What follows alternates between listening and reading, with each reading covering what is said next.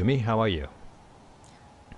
Pretty good. How are you? Good, thank you for agreeing to this talk. So today, could you briefly introduce yourself to our listeners, and then introduce your topic related to your recent experience of having written a book for learning Japanese for foreigners? Is that right?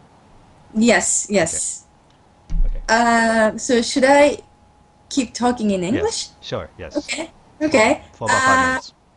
Okay. Hello, everyone. My name is Yumi, and I teach English, and I occasionally teach Japanese, but mainly English. And I, what I'm gonna say, I teach English in Tokyo, and mainly focusing on the pronunciation. And recently, I've written a book, which is called Fujoshi's Guide to Japanese. This is for this is basically a Japanese study material, and it's an ebook, so it's not a paper book. So basically, you can read it on your tablets or on your computer. I have to ask you a quick question here, Yes. confirmation question. The title of your book is Fujoshi's Guide. Yes, Fujoshi. Fujoshi's Guide to Japanese. Could you And this is explain that okay, to our okay, yeah, listeners? yes. The Fujoshi means women in Japanese, but it's also it's a slang. It's in Japanese kanji. It's written like rotten women. Have you ever heard of this word, Fujoshi? I know many women are rotten, but I didn't know the word. No, not that exactly. That kind Okay. of rotten. Oh, okay. Fujoshi means some women who are crazy for boys love stories or boys love comics.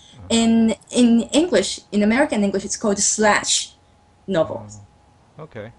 Yes, it's a slang for like the women who are interested in man and man romance.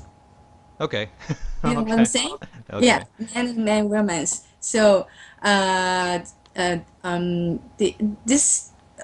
this is a long story. So just to put it in short, so basically it's based on Japanese subculture like manga comics. And it has a lot of manga comics in it, but also it's a Japanese textbook. So I wrote the textbook part, not the manga part. So it's more targeted for people interested in Japanese subculture. So yeah, So you're going to be sharing with us stories behind this yes. book. Okay. Okay. Yeah. I used to teach Japanese like a while back ago when I was younger, and I haven't taught Japanese for years, but this kind of came up to me that a friend of mine is drawing manga, and she's drawing manga for like a BL, boys love manga, and the idea is for like there's so many people interested in learning Japanese, but there's not many interesting materials out in the market. So why don't we make something more attractive and interesting, and not like Japanese language, Japanese culture, wabi-sabi, tea ceremony, visiting temples and shrines, but the reality is many people are interested in Japanese is more like towards like a subculture. They're more interested in Akihabara or Harajuku than Asakusa Sensoji. So we are targeting those young generation, and the main idea of the language material is like that. So targeting for a younger generation. And it's very interesting that a lot of we keep getting many feedback from the customers, And they say that they want to read more, and they're very beginning level learners, but still they say they can learn listening and pronunciation just by watching anime. So they're used to listening to Japanese sound, but they want to get used to a more like a reading and vocabulary and grammar. It's totally the other way around. In Japan, a lot of people they need more listening and speaking materials. They still have like difficulties listening to English sounds. They struggle. Even pretty high level learners are still struggling, and it's very interesting. And there's a huge difference, I think. A lot of Japanese learners, the learners of Japanese language are pretty good at listening, picking up Japanese sounds. They don't really struggle with Japanese sounds. And it's very interesting. It's totally different. I'm gonna have to ask you a question about that later when you're done. Yeah. Yeah. Okay. Yeah. Yeah, and I just produced the very beginner level of the textbook. So I focused more on the pronunciation and basic phrases, how to pronounce certain words, certain phrases, and intonation and those kind of basic stuff. Because I personally struggled with listening when I was student, and so I thought the listening part is the most difficult in language learning. That's what I thought. So I focused on listening and pronunciation, but that was kind of my expectation. And now I get a lot of feedback that they want more higher level materials. Not higher, but more like a lot of reading and grammar stuff. So I'm thinking of making something more like a grammar-oriented, reading-oriented material next time, rather than focusing on listening and pronunciation.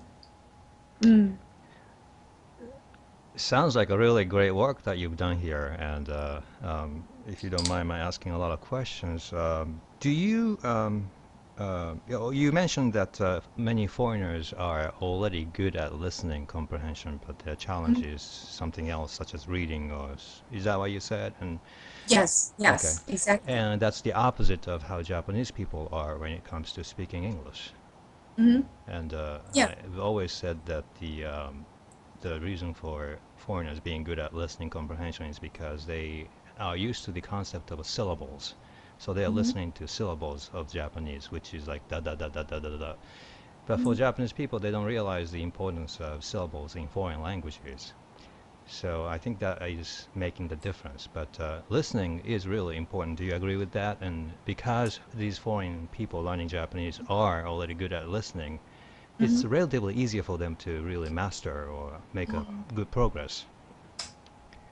Uh, well, yeah. Well, yes and no. I wrote the materials for uh, like native English speakers and also, non-native English speakers, and some of them are pretty good at listening, but they still struggle with pronouncing certain sounds, Japanese sounds. So I think pronunciation practice and listening practice is still important for those people. And Japanese sounds might be easier for those people who already speak English language. But I think they still have a specific accents when speaking Japanese, like American accents. For example, they speak like "Watashi no namoe wa John desu." こんな感じです That's か？僕はそれがとても得意ですよ。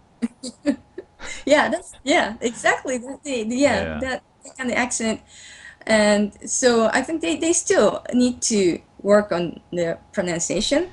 That raises Even a though very they- interesting yeah. that raises a very interesting question. So your target audience are not just Americans or English-speaking people, but Asians, you know. So each nationality group or language group may have different weakness areas in pronunciation. Could you speak a little bit about that? Well, I never really taught any I've taught Americans, I've taught Europeans and some Asians, but I've never really taught any Russians or you know. Okay. So I can't say that French people are like this and Chinese people are like this, but generally speaking, English speaking people are more good at listening or catching sounds. And Asians, like Chinese and Koreans, are in a way similar to Japanese. They more rely on reading and grammar. So they tend to ask questions like, can you please write it on the whiteboard? And, and they tend to just, write, take notes. Whenever I explain using the whiteboard, they tend to, copy what I write on the whiteboard. And the Americans or Europeans, they don't really care about what I write on the whiteboard. They just try to speak out and they just try to copy what I say and keep asking questions like, well, Miss Akeba, you just said arigato, but now you say arigato. It's a different accent. So which one is correct? That kind of questions, I received those kind of questions. So I had to explain, okay, either way is correct. You can say arigato or you can say arigato because here you're living in Osaka. Well, I used to live in Osaka. So here in Osaka, we say arigato rather than arigato. Arigato is more like a, general Japanese or standard Japanese, and arigato is a dialect, so you can say both. And I've never had that kind of question from Asian students, Chinese or Koreans. They didn't really pay attention to what I said. So if I made a mistake, for example, I said something like "Ohayou gozaimasu," and then I said "Ohayou gozaimasu." I dropped some vowels, and the Chinese students never noticed. But Americans or Europeans, they said, Miss Akeba, you said "arigatou gozaimasu," and now you say "arigatou gozaimasu." It's interesting. Right. Yeah, which is correct. And Right. it's like, whichever is correct. So I thought they are very different, Asians and Europeans or North Americans. Can you say one approach is better than the other? Well, in terms of speaking, I think repeating and mimicking is more important, I think. What both are important, of course. You need grammar, you need vocabulary, you need to be able to write Japanese, and a lot of Western people they're pretty good at listening and speaking, but they still struggle reading and writing because Japanese writing is pretty complex. We have 3 different kinds of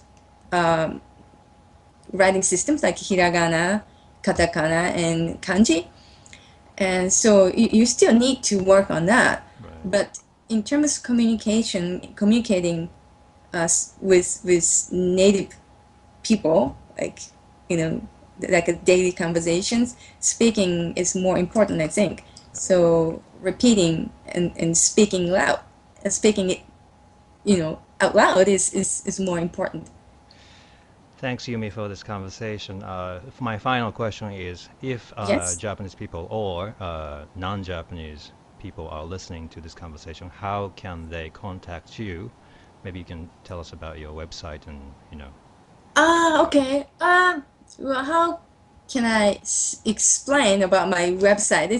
I have a website and I also have a blog and I also have a Facebook. Well, you can just type in English Boot Camp or English Boot Camp Yumi, YUMI, then it will lead you to either my official website or blog or Facebook page. Thank you, Yumi. You're welcome. Joining this show. So yeah, good luck with the book, and I'm glad that you are receiving good feedbacks on the product. Thank you. Thank you. Did I speak too much? No, no, you've done really well. Thank you. Oh, you're welcome. Yeah, Thank you. It was yeah. very nice talking to you. Take it easy. You Bye-bye. too. Bye. Bye.